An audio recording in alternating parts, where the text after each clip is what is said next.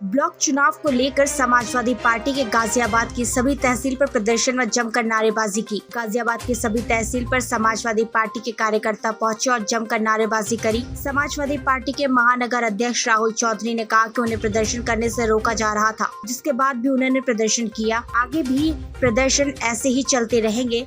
राहुल चौधरी ने आगे क्या कुछ कहा, सुनिए।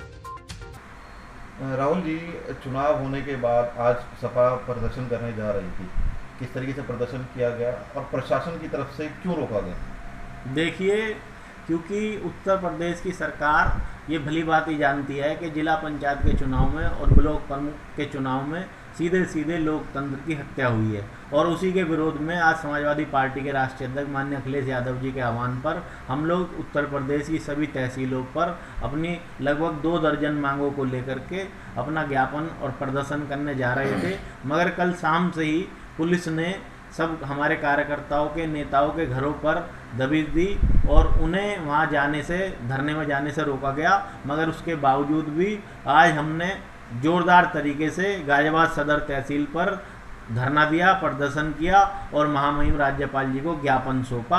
और ज्ञापन इसलिए सौंपा कि सब पूरी जनता ने देखा, जब जिला पंचायत का चुनाव हुआ और जिला पंचायत के सदस्य सबसे ज़्यादा समाजवादी पार्टी और राष्ट्रीय लोकदल के जीते, लगभग 1000 से ज़्यादा सदस्य हमारे जीते।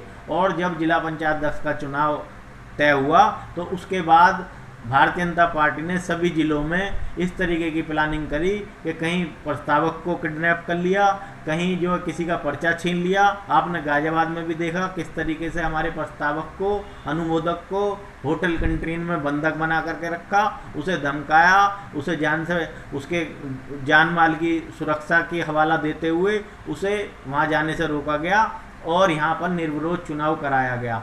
आपने बगल के जिलों में भी देखा, आपने बागपत में देखा होगा, मतलब एक फर्जी तरीके से एक महिला आई और वो दूसरी महिला जो कई सौ किलोमीटर दूर बैठी थी, जिसने आवेदन किया था, वो उसका नाम वापसी करके ले गई और जिला प्रशासन ने उससे ये नहीं देखा, उसकी आईडी चेक नहीं करी और पर्चा वापस कर दिया। वो तो जब वहाँ की जनता और सब लोग रोड पे आ गए और जो महिला प्रत्याशी थी उसने अपना वहाँ से लाइव चलाया तो मजबूरन वहाँ पर जिला प्रशासन को बैकफुट पर आना पड़ा और उन्होंने कहा नहीं वो गलती हुई है। उन्होंने अपनी गलती मानी। ये भी उत्तर प्रदेश में सबने देखा। और मैं समझता हूँ जितना उत्पीड़न भारतीय जनता पार्टी की सरकार में महिलाओं का हुआ है, जबकि 2017 में जब ये चुनाव में थे तो इन्होंने अपने घोषणा पत्र में सबसे ज़्यादा महिलाओं की सुरक्षा की बात करी। और मैं समझता हूँ आज सबसे ज़्यादा असुरक्षित अगर कोई है तो वो उत्तर प्रदेश में हमारी महिलाएं हैं, हमारी बहनें हैं। और बात करें उनकी सुरक्षा की तो चाहे उनके विधायक हो भारतीय जनता पार्टी के, चाहे सांसद हो, वही महिलाओं के उत्पीड़न में दोषी पाए गए।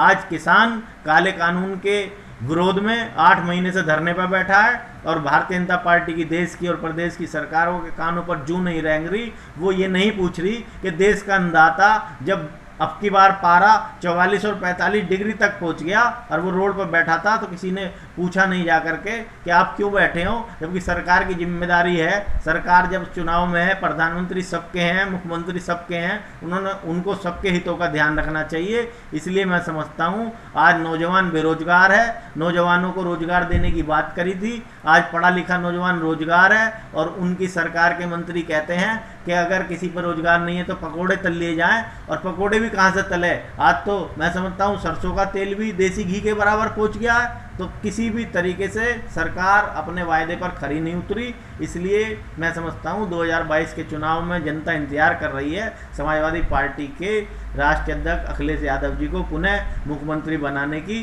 क्योंकि अगर विकास किसी ने किया है तो वो समाजवादी पार्टी ने किया है। उसी से डरी हुई है समाजवादी पार्टी से भारतीय जनता पार्टी। इसीलिए जब लोकतंत्र में सबको बोलने की आज़ादी है, सबको अपनी बात रखने की आज़ादी है, तो भारतीय जनता पार्टी को आखिर क्या दिक्कत है कि वो घरों में लोगों को रोकना चाहती है, समाजवादी पार्टी के नेताओं को, कार्यकर्ताओं को? क्यों नहीं उन्हें आकर के अपनी बात रखने दी जाती? क्यों उन्हें प्रदर्शन नहीं करने दिया जाता? क्यों उनका ज्ञापन लेने में दिक्कत आ रही है? दिक्कत केवल यही है कि वो समझ चुके हैं कि उनकी जो सरकार है कुछ दिनों की मेहमान है, उन्हें जाना है। क्योंकि जाना इसलिए क्योंकि जनता ने मन बना लिया है उनको वापस भेजने का। मतलब ये सब काम किस लिए किया जा रहा है? क्या पार्टी के लोगों पे दबाव बनाने के लिए? कौन सा काम? जिस तरीके से प्रदर्शन करने से रोका जा रहा है। हाँ, ये तो सीधा सीधा है कि पार्टी लोगों पर दबाव बनाया जाए, उन्हें डराया जाए, उन्हें धमकाया जाए, ताकि वो अपनी बात लोकतंत्र में लोकतांत्रिक तरीके से ना कह पाएँ। मगर उसके बावजूद भी आज मैं बधाई देना चाहता हूँ अपने समाजवादी पार्टी के सभी सम्मानित कार्यकर्ताओं को, नेताओं को।